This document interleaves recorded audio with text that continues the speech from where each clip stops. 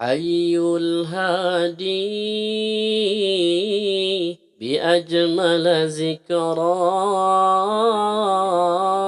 صلوا معنا يا حضار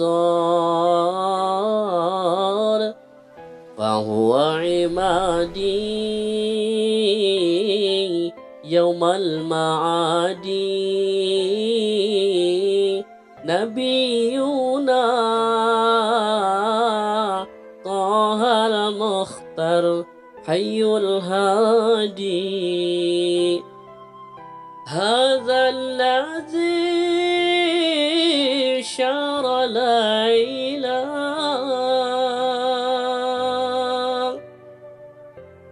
ثم دنا فتدلى هذا الذي شار ليلا ثم دنا فتدلى فهو عمادي يوم المعادي نبينا طه المختار حي الهادي. Assalamualaikum warahmatullahi wabarakatuh. Alhamdulillah, bersyukur kita kepada Allah atas nikmat yang telah Allah cucurkan kepada kita sekalian. Bersalawat kepada baginda Rasulullah sallallahu alaihi wasallam. Allahumma salli ala Sayyidina Muhammad wa ala ali Sayyidina Muhammad. Baiklah, kali ini berjumpa lagi dengan saya Setra Tani Channel. Mudah-mudahan channel ini dapat menjadikan kita wadah silaturahim yang pada kesempatan ini tak dapat kita bertemu muka, berjabat tangan. Mudah-mudahan melalui konten ini dapat mempereratkan silaturahim kita semuanya, sehingga kita oleh Allah Subhanahu wa Ta'ala adalah golongan, dijadikan golongan orang yang berkasih sayang. Ijtama'a alaih wa tafarraqa alaih, berkumpul karenanya karena Allah, dan berpisah pun karena Allah Subhanahu wa Ta'ala. Baiklah saudaraku, sahabat yang dimuliakan oleh Allah Subhanahu wa Ta'ala, kali ini kajian kita tentang 7 golongan manusia yang mendapatkan pertolongan pada hari kiamat. Jadi poin ini mudah-mudahan menjadikan kita lebih giat dan termotivasi untuk beramal, sehingga apapun yang kita lakukan mendapat ridho daripada Allah Subhanahu wa Ta'ala tentunya. A'udzubillahi minasyaitonir rajim. Bismillahirrahmanirrahim. An Abi Hurairah radhiyallahu an qala Rasulullah sallallahu alaihi wasallam sab'atun yuzilluhumullahu ta'ala yaumal qiyamah fi zilli arsyihi yauma la zilla illa zilluh, imamun adilun. Ada 7 kelompok manusia yang nanti pada hari kiamat akan mendapatkan naungan atau pertolongan dari Allah, di bawah naungan arasnya Allah. Pada hari tidak ada naungan kecuali naungan atau pertolongan Allah. Tidak ada pertolongan atau naungan pada saat itu kecuali pertolongan yang datang daripada Allah Subhanahu wa Ta'ala. Yang pertama, kata Rasulullah, imamun adilun. Bisa bermakna juga imam di situ adalah pemimpin yang adil. Nah, pemimpin yang adil ternyata urutan pertama yang disebutkan oleh Rasulullah sebagai golongan manusia yang mendapatkan naungan pada hari kiamat nanti. Saudaraku, hati-hatilah memilih pemimpin. Karena pada saat kita mengikrarkan, kita bertekad untuk memilih pemimpin yang kita anggap amanah, maka pada saat itu kita tercatat orang yang bersaksi bahwasannya orang yang kita pilih itu layak 5 tahun ke depannya. Ternyata kejadiannya tak seperti apa yang kita harapkan. Nah, ingat, kalau kita berani bersaksi, berarti berani kita bertanggung jawab kepada Allah. Karena pertanggungjawabannya kepada Allah Subhanahu wa Ta'ala itu bukan saja di dunia, tetapi setelah kita meninggalkan dunia, ada alam barzah dan alam-alam selanjutnya menuju alam akhirat. Begitu banyak pertanyaan yang datang kepada kita tentang pilihan yang sudah kita ambil. Jadi hati-hatilah memilih pemimpin, karena terkadang manis janjinya yang keluar pada saat dia ingin dipilih. Datang dia ke tempat ibadah, datang di mana tempat orang berkumpul, kemudian memberikan janji-janji, iming-imingnya. Kalau saya jadi nanti saya berikan ini itu. Masuk dia ke dalam masjid, lihatnya begitu banyak karpet masjid. Lalu dijanjikannya, kalau saya jadi nanti saya akan berikan 3 gunung. Tapi kalau tidak jadi saya gulung balik, kata dia. Jangan dipilih macam itu. Nah, orang yang disebut amanah adalah sesuai dengan apa yang diucapkannya. Adil, menempatkan sesuatu pada tempatnya. Wada'u syai' fi mawdi'ih. Saudaraku yang dimuliakan oleh Allah Subhanahu wa Ta'ala, begitu juga yang mencalonkan jadi pemimpin. Jangan seenak dewek kita katakan ini, itu. Kalau jadi aku kasih ini, itu janjinya. Bernazar dan lain sebagainya. Pas ketika jadi, na'udzubillah, perjanjian yang pernah diucapkan seakan-akan tak pernah terucap di lisannya. Padahal malaikat mencatat apa yang telah terlontar di lisan seseorang tersebut. Saudaraku yang dimuliakan oleh Allah Subhanahu wa Ta'ala, tentunya ketika memilih sang pemimpin, maka istikharahlah kepada Allah Subhanahu wa Ta'ala. Hendaklah benar-benar kita mendapatkan petunjuk dari Allah. Ketika hati kita diberikan pilihan oleh Allah, tentu hati kita akan condong kepada orang yang kita pilih, kepada orang yang kita maksudkan. Jadi jangan tergiur dengan harta benda, materi yang diberikan, janji yang diimingkan, tapi ingatlah pertanggungjawaban di hadapan Allah Subhanahu wa Ta'ala bukan sekedar 5 tahun, akan tetapi setelah kita meninggalkan dunia ini ada kehidupan yang kekal.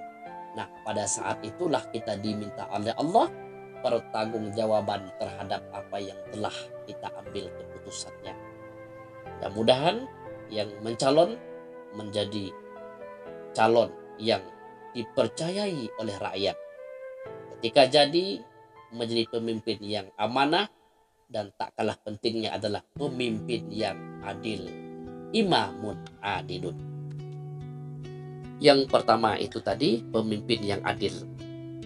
Lalu yang kedua adalah orang muda yang tumbuh dalam ibadah kepada Allah. Wa syabun nasya'a fi ibadatillah. Seorang anak muda yang luar biasa ibadahnya. Kalau orang tua yang rajin ibadah, kemudian apapun bentuk amal ibadah dikerjakannya, wajar.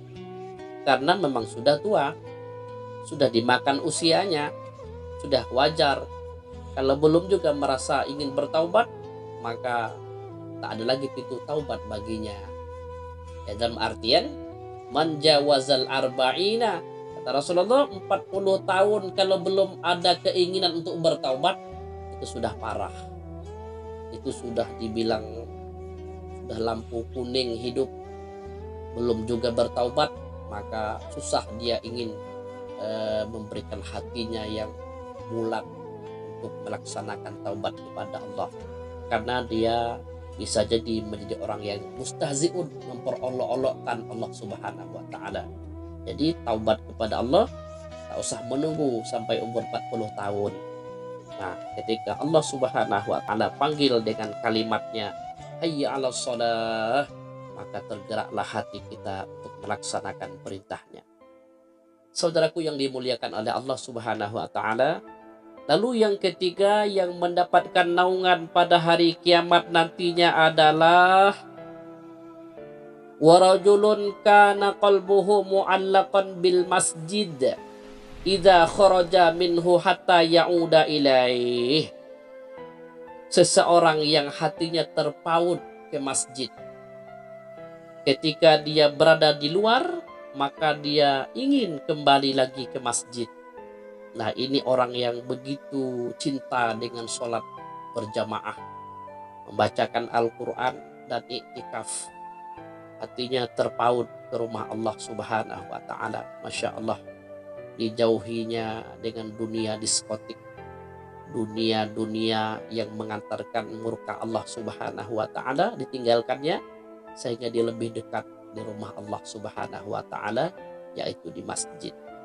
Lalu kemudian yang keempat yang mendapatkan naungan pada hari kiamat nantinya adalah warajulani tahabba fillahi ta'ala ijtama'a alaih wa tafarraqa alaih. Dua orang yang saling mencintai karena Allah, karena keduanya berkumpul dan berpisah karena Allah Subhanahu wa ta'ala. Jadi dua orang sahabat yang karena Allah dia bersahabat, berkumpul karena Allah, dan berpisah pun karena Allah. Ini termasuk orang yang mendapatkan pertolongan pada hari kiamat nantinya. Lalu kemudian yang kelima adalah warajulun zakarallahu azza wa jalla khaliyan fafadat ainah. Ini yang kelima adalah seseorang yang ingat atau zikir kepada Allah yang maha mulia lagi maha agung dalam kesunyian. Kemudian kedua matanya mencucurkan air matanya.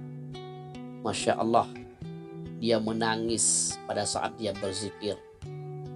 Afdal zikri fa'alam annahu la ilaha illallah. Menangis dia, ingat akan kesalahan masa lalu. Ingat akan kekhilafan yang pernah diperbuatnya. Maka tatkala tangisan yang keluar, air mata yang mencucur, itulah air mata yang dapat memadamkan api neraka. Itulah tangisan yang menjadi saksi pada saat kita kembali kepada Allah Subhanahu wa ta'ala. Dia mendapatkan naungan pada hari kiamat nantinya. Lalu kemudian berikutnya adalah warajulun tasaddaqa bi shadaqatin fa akhfaha hatta la ta'lama shimaluhu ma fa'alat yaminu. Jadi yang keenam adalah seseorang yang bersedekah dengan suatu sedekah lantas kemudian ia merahasiakannya sehingga sebelah kirinya tidak mengetahui apa yang dilakukan oleh sebelah kanannya. Dia bersedekah memang karena Allah Subhanahu wa ta'ala. Berikanlah apa yang paling kita cintai kepada Allah Subhanahu wa ta'ala. Jangan apa yang paling kita tak suka. Karena yang paling Allah cintai, yang paling Allah suka, itulah yang akan menjadikan ridho Allah. Itulah yang akan menjadi amal jariah kita nantinya. Terkadang-kadang terbalik kita. Kita sedekah biasanya banyak yang paling tidak kita cintai. Pakaian yang sering ataupun yang sudah lama tak kita pakai lagi. Coba kita kembali, kita balik lagi. Sedekahlah yang paling kita cintai, yang paling kita senang memakainya, maka itulah yang akan menjadikan ridho Allah Subhanahu wa taala. Lalu kemudian yang terakhir adalah warajulun da'atsu imra'atun zatu hasanin wa jamalin ila nafsiha faqal inni akhafullaha azza wa jalla. Masya Allah, yang nomor 7 adalah orang laki-laki yang diajak oleh perempuan yang cantik rupawan, tapi ini perempuan nakal, mengajak untuk berbuat serong. Lalu dia menjawab, aku takut kepada Allah, katanya. Ini jarang terjadi. Ketika seorang mengajak perbuatan yang mendatangkan murka Allah, lalu kemudian dia jawab, aku takut kepada Allah. Kemudian yang mengajak mengatakan, tak ada yang melihat kita berbuat. Ada Allah punya malaikat, terus mencatat perbuatan kita. Di dalam ruangan yang gelap, pasti Allah menyaksikan. Karena Allah bersifat muraqabah, diawas, diintip oleh Allah Subhanahu wa taala. Meskipun kita berada di ruangan yang tak sama sekali orang mengetahuinya, dia takut kepada Allah Subhanahu wa taala. Di zaman saat ini sedikit sekali kita dengar orang yang takut kepada Allah. Orang yang takut kehilangan jabatan banyak, sehingga dia menjilat atasannya. Dia korbankan harga dirinya. Orang yang takut dengan pasangan hidupnya banyak, yang ketika belum menikah jadi singa, setelah menikah jadi kucing. Banyak orangnya. Orang yang takut terhadap hartanya hilang, banyak. Sehingga stres dia memikirkan bagaimana menjaga harta. Itulah bedanya harta dan ilmu. Kalau ilmu yang akan menjaga kita. Tapi kalau harta yang kita sanjung-sanjungi, kita yang sibuk menjaga harta tersebut, maka ketahuilah harta, tahta, wanita merupakan ujian yang amat besar. Tatkala kita tak dapat menjadikan dia sebagai makhluk titipan Allah, maka ketahuilah bisa berbalik menjadi Tuhan atau menuhankan sesuatu yang tak pantas kita tuhankan. Nah, para sahabat yang dimuliakan oleh Allah Subhanahu wa taala, 7 golongan manusia ini mendapatkan naungan. Yang pertama, imam atau pemimpin yang adil. Yang kedua, anak muda yang tumbuh berkembang hidupnya taat kepada Allah Subhanahu wa taala. Yang ketiga, seorang yang hatinya terpaut di rumah Allah atau di masjid. Yang keempat, 2 orang yang berteman, bersahabat karena Allah Subhanahu wa taala. Dia bertemu, berpisah pun karena Allah Subhanahu wa taala. Ijtama'a alaih wa tafarraqa alaih. Yang kelima, orang yang berzikir sampai matanya mencucurkan air mata. Dia ingat masa-masa yang hilaf. Dia ingat akan dosa yang pernah dia perbuat. Air mata itulah yang akan memadamkan api neraka jahanam. Dan air mata itulah yang akan menjadikan saksi kita di hadapan Allah Subhanahu wa taala. Kita pernah berzikir menyebut nama Allah Subhanahu wa taala. Yang keenam, seseorang yang bersedekah karena Allah seakan-akan tangan kanan memberikan, tangan kiri seperti tak mengetahui perbuatan tangan kanan. Tangan memberikan, hati merahasiakan, mulut seperti bungkam terhadap perbuatan tangan. Inilah yang amal yang menjadikan amal-amal jariah yang mengantarkan ridho Allah Subhanahu wa taala, mendapatkan naungan pada hari kiamat nantinya.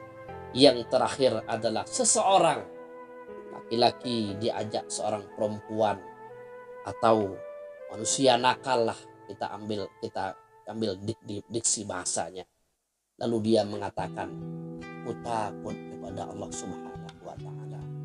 Nah, diksi atau bentuk hadisnya adalah seorang yang diajak berbuat serong, tapi bisa bermakna lain-lainnya. Seperti seseorang diajak pejabat diajak untuk berkorupsi, lalu dia katakan, aku takut kepada Allah Subhanahu wa Ta'ala. Seseorang yang diajak untuk menggelapkan duit negara, untuk menipu seseorang, dia katakan, aku takut kepada Allah Subhanahu wa Ta'ala. Seorang anak yang ketika dia diajak oleh teman akrabnya untuk berbuat sesuatu yang tak layak, lalu dia katakan, aku takut kepada Allah Subhanahu wa Ta'ala. 7 golongan manusia inilah yang akan mendapatkan naungan pada hari kiamat nanti, tatkala tak ada pertolongan yang datang. Maka berlomba-lombalah untuk mendapat atau dijadikan Allah Subhanahu wa Ta'ala di antara 7 golongan yang Rasul sebutkan dalam sebuah sabdanya. Para sahabat yang dimuliakan oleh Allah Subhanahu wa Ta'ala, demikianlah perbincangan atau kajian kita pada kesempatan ini. Mudah-mudahan kita oleh Allah dijadikan hamba, digolongkan oleh Allah sebagai hamba yang mendapatkan naungan pada hari kiamat nanti. Amin amin ya rabbal alamin. Demikian yang dapat kami sampaikan pada pertemuan ini, mudah-mudahan bermanfaat.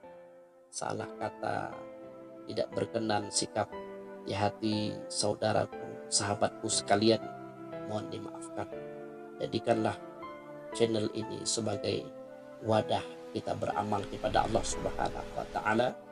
Ingatkan saya ketika ada kesalahan, jadikan saya jika ada sesuatu yang bermanfaat sebagai sahabat yang bisa dikatakan tempat sharing atau tempat berbagi pengalaman sekiranya.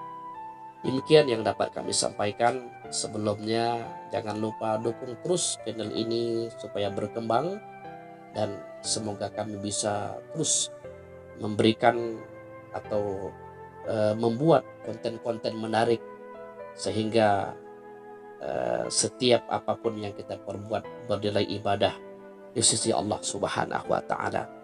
Hadanallahu wa iyyakum ajmain. Assalamualaikum warahmatullahi wabarakatuh.